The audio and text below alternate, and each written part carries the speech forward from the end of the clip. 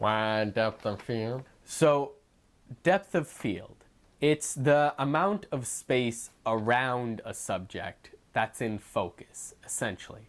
So you would have the main focus point or subject. If you have a wider depth of field, more would be in focus around this main subject. If you had a shallower depth of field, pretty much only the subject will be in focus and everything behind or in front would be out of focus. There are a couple ways to change depth of field, but essentially when you're changing depth of field, you're changing how quickly the light spreads apart. So let's say these scissors are light and this the center pivot is your subject. Now if you have focused the light so that it is very thin and close together, you'll notice it spreads apart very slowly. With my hands, you can see this is a wider distance. If you spread these points out, as you can see, there's a lot smaller distance or depth of field, shallower depth of field that is captured. So to change the depth of field, you can do it in a couple different ways. So the first way is to change the focal length, which is the length, the distance between the camera lens and the film or recording device.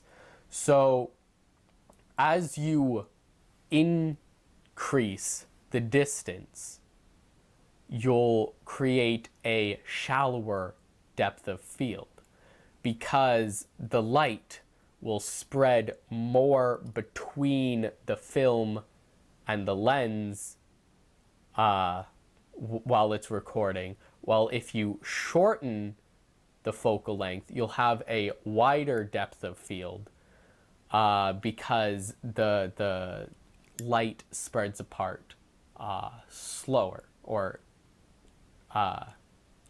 doesn't spread apart as much. Another way to change it is you can physically move the camera closer or further away. You'll have a wider depth of field if you move the camera further away than you would have if it was right up against the subject. The other way to change depth of field would be changing the aperture or increasing the f-stop. The higher the f-stop you have, the wider the depth of field, and the lower your f-stop number, the shallower your depth of field. And basically, when you're doing with aperture, you move the iris, and as it shrinks down, then the light spreads apart slower, so you have a wider depth of field, and you shrink down the iris by turning up the f-stop number.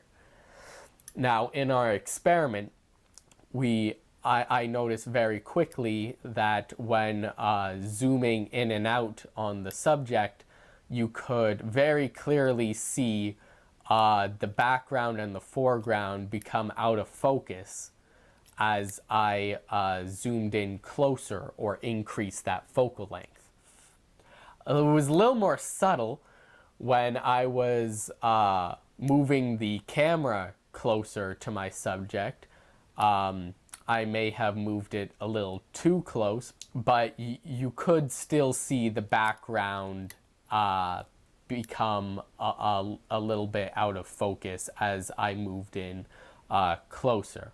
Now, it wasn't part of the assignment to change the iris to see what was in focus, but still you can change the depth of field when you change the aperture.